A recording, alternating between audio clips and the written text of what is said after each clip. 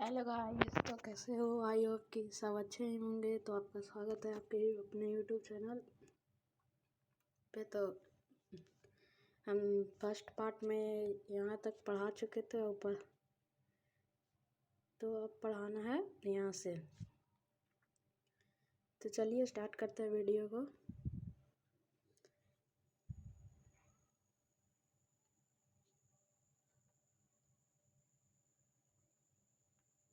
जल की तीन अवस्थाओं के सतत चक्रण द्वारा पृथ्वी पर जल की कुल मात्रा स्थिर बनी रहती है।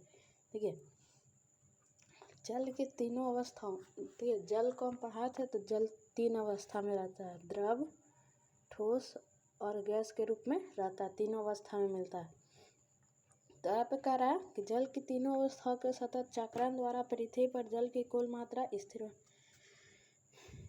मतलब जल की तीनों अवस्था में रहने के कारण से कि सतत चक्रण द्वारा पृथ्वी पर जल की कुल मात्रा स्थिर बनी रहती है, जबकि पूरी जनसंख्या और सभी जीव जल का उपयोग कर रहे हैं। जबकि पूरी जनसंख्या और सभी जीव जल का उपयोग कर, मतलब जितना इंडिया ये पूरा विश्व में जितना जनसंख्या है, जितना जानवर है, इंसान है, ह्यूमंस, एनिमल्स, जितना है, जो पूरा जल का उपयोग कर रहा है। क्या कोई जानकारी से राहत मिली? अब आपको कह रहा है कि क्या आपको इस जानकारी से राहत मिली है ना? तो एक क्रिया क्लब दिया हुआ है, इसको भी थोड़ा पढ़ लेते हैं। आप अपनी कक्षा के बच्चों की एक सूची बनाइए। देखिए ये सूची है ना, देखिए ये सूची है, बच्चे के नाम लिखना है इसमें। पीने का जल, भोजन बनाने के लिए जल, स्नान के लिए जल, इस तरह की एक सूची बनाना है। मतलब बड़ा इसमें छोटा दिया हुआ है, बड़ा सूची बनाना है।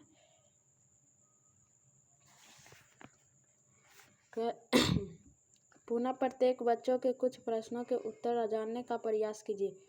ठीक है, पहले बच्चे का नाम लिखना है, उसके बाद लिखना है पीने का जल, कितना वो जल पीता है, फिर भोजन बनाने के लिए कितना जल चाहिए, स्नान के लिए कितना जल चाहिए उसको, बर्तन या कपड़ा धोने के लिए कितना जल चाहिए उसको, वो पूछना।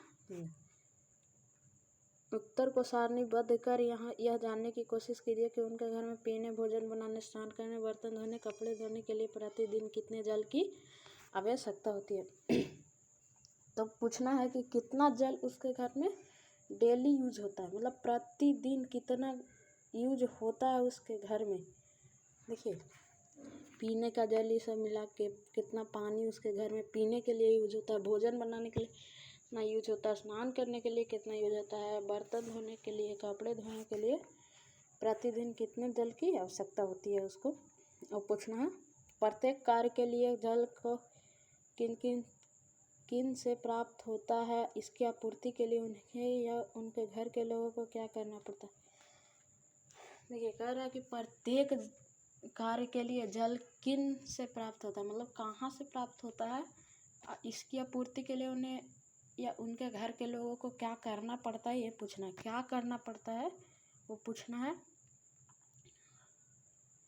लिखा हुआ है। फिर यह सूची कम से कम 10 बच्चों की बनाई जाए, मतलब कम से कम तो 10 बच्चा होना चाहिए इस सूची में, कम से कम तो 10। ठीक है, 10 बच्चों का सूची बनाना है। इन उत्तरों से यह जानने का प्रयास कीजिए कि विभिन्न घरेलू आवश्यकताओं की पूर्ति के लिए आपके घर क्षेत्र के किन किन जल स्रोतों का उपयोग बहुतायत किया जाता है।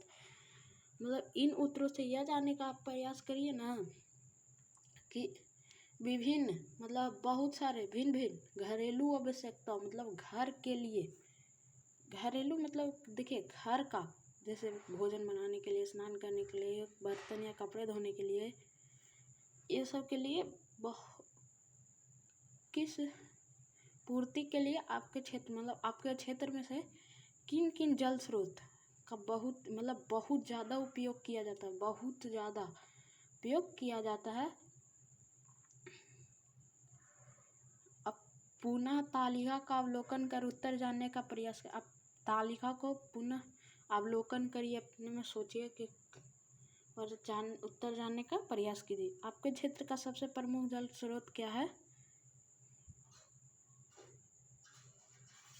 आप मतलब आपके शहर में कौन सा जल स्रोत प्रमुख है, मतलब सबसे ज़्यादा है उसमें जल स्रोत की घर से दूरी कितनी है, जल की उपलब्धता की स्थिति क्या है, ये क्या है।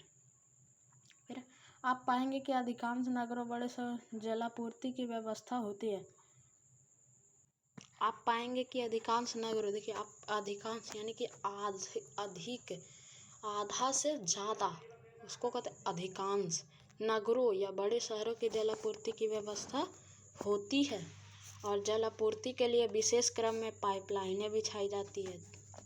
पूर्ति के लिए मतलब जल को पूर्ति करने के लिए विशेष क्रम में पाइपलाइनें बिछाई जाती है। मतलब पाइपलाइनें बिछाई जाती है, जो सरकारी नल का एक होता है ना, सरकारी नल बिछता है ना, उसी को कहते हैं पाइपलाइन। जल को आसपास के किसी झील, नदी, तालाब अथवा कुएं से लेकर पाइपलाइनों द्वारा आपूर्ति की जाती है। देखिए कह रहा है कि जल को आसपास किसी झील, नदी, तालाब अथवा कुओं से लाकर पाइपलाइनें बिछाई जा पाइपलाइनों द्वारा। देखिए जल के आसपास के किसी, मतलब उस शहर के आसपास किसी झील, नदी, तालाब अथवा कुओं से लेकर, मतलब झील है, नदी है, तालाब है और कुआं से लाकर पाइपलाइनें द्वारा आपूर्ति की जाती है।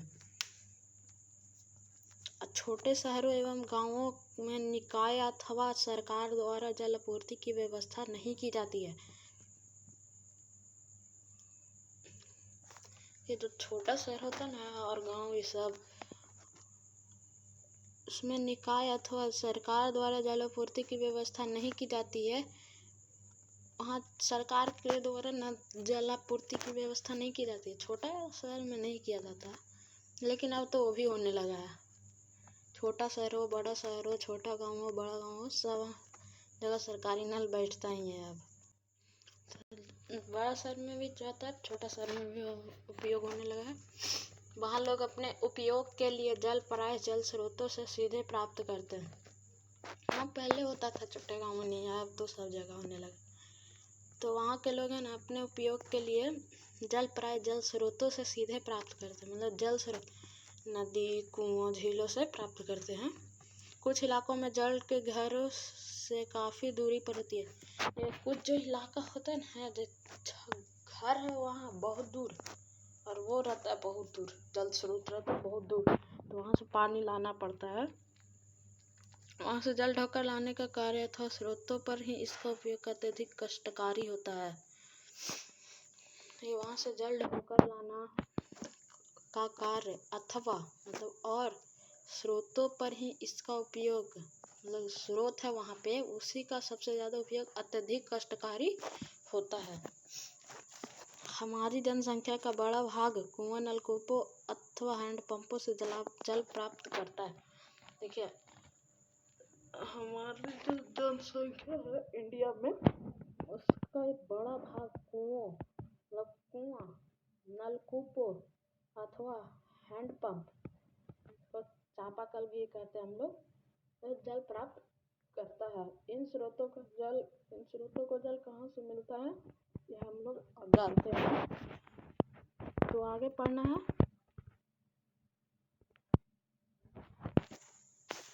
भूमिगत जल के बारे में पढ़ना।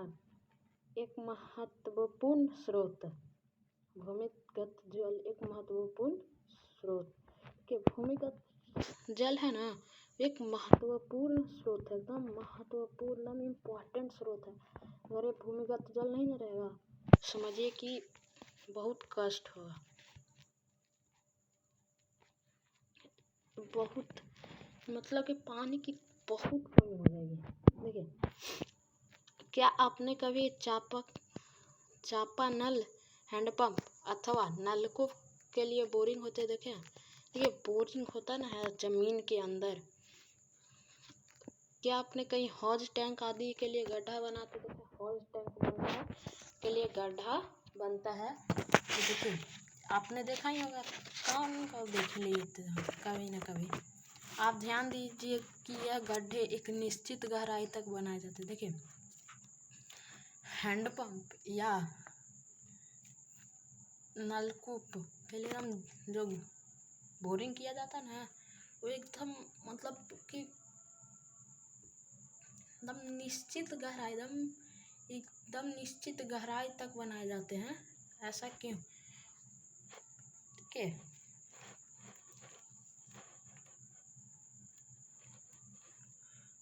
बहुत सारे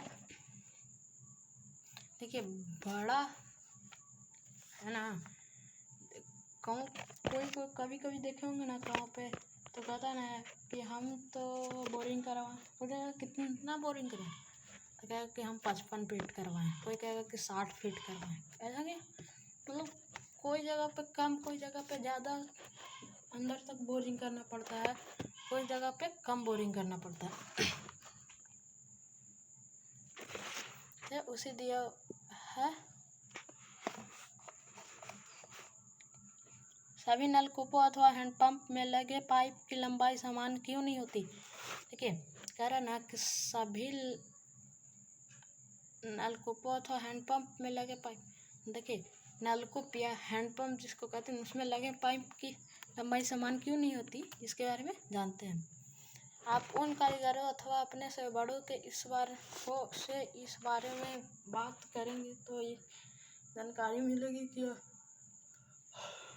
कि मतलब आप अपने कारीगर जो करते हैं बोरिंग वाला काम, आपने से बड़े घर में आपसे बड़े भी होंगे बहुत, तो अपने मम्मी पापा, बड़े भैया, ये सब उनसे आप पूछ सकते हैं।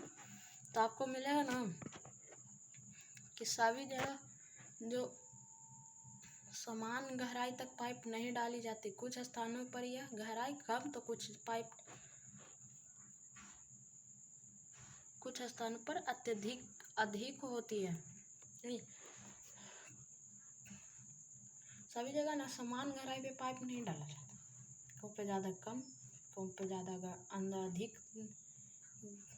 अधिक होती है, और कुछ पे कम गहराई होती है। इसका कारण कम तथा अधिक गहराई पर जल के स्तर कम है। देखिए इसका सबसे बड़ा कारण है ना,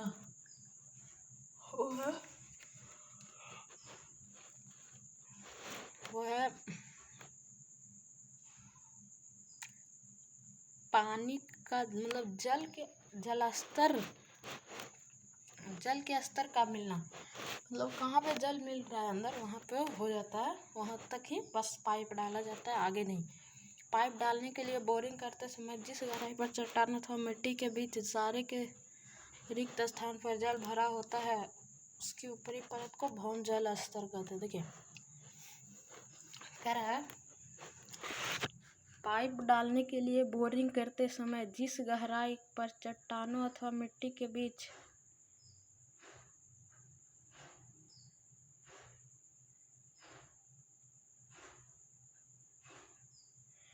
कह रहा ना, देखिए पाइप डाल करते समय जिस गहराई चट्टानों अथवा, देखिए चट्टानों, ये एक नोट करने का बात है। देखिए डालने के लिए बोरिंग करते समय जिस गहराई चट्टानों अथवा मिट्टी के बीच सारे के सारे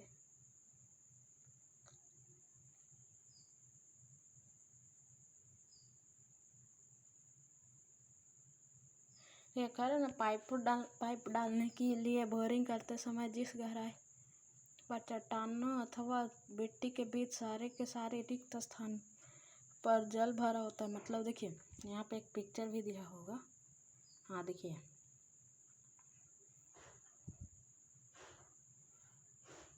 क्या कर रहे हैं, चट्टानों अथवा मिट्टी के बीच सारे के सारे रिक्त स्थान पर जल भरा होता है। मतलब जल भरा होता ना है, उसी को भौम जल स्तर कहते हैं। जैसे देखिए ये है, देखिए ये ऊपर मिट्टी है,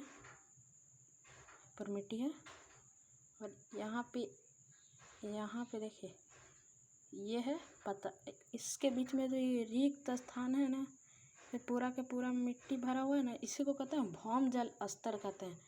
इसी को भौम जल स्तर कहते हैं। देखिए यहाँ पे, देखिए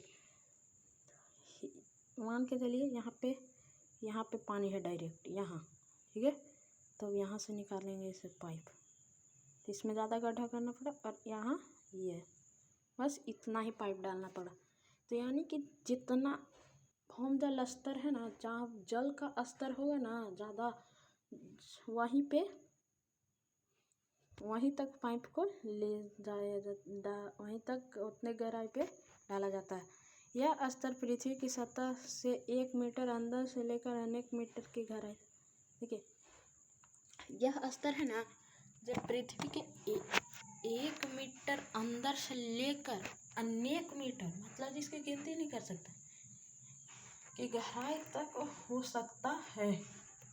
इस स्तर के नीचे पाए जाने वाले जल भौम जल कहलाता है। मतलब जो पृथ्वी के अंदर जो जल रहता है उसको कहते हैं ना, उसको नीचे पाए जाने वाले जल को भौम जल कहते हैं।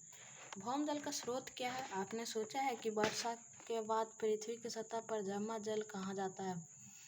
देखिए आपने सोचा, देखिएगा जो नदी में जो पानी होता है ना, देखिएगा ना, उसमें पानी फिर धीरे धीरे धीरे धीरे खत्म होने लगता है।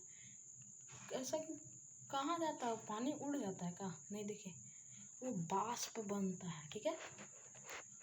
वो बाष्प पहले बाष्प बन जाता है। बाष्प, आधा पानी तो बाष्प बनकर उड़ जाता है धूप के कारण, और आधा पानी है ना जल, जो रिश्ते मिट्टी के अंदर रिश्ते वो नीचे चल जाता है। और जो भौम जल कहते हैं ना, उसी भौम जल यानी कि भूमि के अंदर वाला जल, वही पानी जो बारिश होती है तो रिश्ते पानी जो चला जाता है अंदर, उसी से भौम जल, उसी को कहते हैं भौम जल। एक आटा, देखिए एक क्रियाकलाप दिया हुआ है यहाँ पे, एक आटा छानने की चलनी लीजिए। देखिए आटा चालने का, देखिए ये है ना जो आटा चालने की छन्नी है, इसको लीजिए एक, इसमें मिट्टी इस प्रकार भरिए कि थोड़ी जगह खाली रहे। अब मिट्टी आपको इस प्रकार भरना है ना कि थोड़ा जगह है ना जो खाली रहे, ठीक है। उसके बाद है चलनी के नीचे सामान वाले, मतलब उतना ही, देखिए ये एक बर्तन यहाँ पे रखा हुआ है ना, उतना ही एकदम गोलाई का एक बर्तन रखिए। अब चलनी पे के खाली जगह में धीरे धीरे पानी भरिए, उसमें पानी धीरे धीरे डालिए, भर दीजिए। कुछ समय के उपरांत फिर जल डालिए, परीक्षण कीजिए तो आप क्या पता है चलनी के ऊपरी खाली हिस्से जल नहीं है, मतलब चलनी के ऊपर जल रहता ही नहीं है, चलनी के ऊपरी खाली हिस्से में जल नहीं है, या कहाँ गया, या जल रिसकर बर्तन में जमा हो गया। इसी प्रकार एकदम, मतलब वो रिसकर है ना जो नीचे चले, उसी प्रकार एकदम सेम होता है। मिट्टी से रिसकर रिश्ते वो नीचे पानी चला जाता है। तो आगे भौम जल, जल भर और भौम जल स्तर।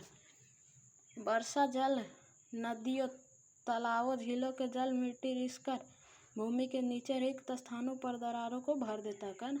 तो ये वर्षा जल है ना, नदियों, तालाबों, झीलों का जल मिट्टी से रिसकर भूमि के नीचे रिक्त स्थान रहता है ना, जो रिक्त यानी कि खाली स्थान रहता है ना, और दरार रहता है ना, उसको भर देता है। भूमि के अंदर जल के रिसाव को अंतः संयदन कहते हैं, और जो जल भूमि के अंदर जल के रिसाव होता है ना, उसको अंतः संयदन कहते हैं। ये नोट कर लीजिएगा। अतः इन प्रक्रिया द्वारा उपयोग किए जा चुके भौम जल की पुनः परिपूर्ति हो जाती है। अतः इसी प्रक्रिया के द्वारा उपयोग किए जा चुके भौम जल की पुनः पूर्ति, मतलब पूर्ति हो जाती है। भौम जल स्तर के नीचे मृदा अथवा कठोर चट्टानों की परत के बीच जल संचित हो जाता है। भूमजल स्तर के नीचे मृदा यानी कि मिट्टी अथवा और कठोर चट्टान की परतों के बीच, तब दोनों के परत होता है, उसी के बीच देखिए ये है ना मिट्टी है, ये दोनों के बीच देखिए पानी भर गया है, यहाँ पे पानी भर गया ना, के बीच जल संचित हो जाता है, यानी कि वहाँ पे जाके बैठ जाता है। इन भंडारों को जलभर कहते हैं। इसी भंडार को हम लोग जलभर कहते हैं। इस जल को सामान्यतः नलकूपों द्वारा निकाला जाता है, और इस जल का सामान्यतः मतलब सबसे ज़्यादा नलकूपों द्वारा निकाला जाता है। देखिए ये है नलकूप, है ना नलकूप, देखिए इसके द्वारा पानी निकाला जाता है। देखिए दिया हुआ, देखिए भौमजल है ना, जो ये है भौमजल, और जलभर है जो यहाँ है। ठीक है, तो आज के लिए बस इतना ही। तो मिलेंगे नेक्स्ट पार्ट, इसका पार्ट 3 में। तब तक के लिए जय हिंद जय भारत।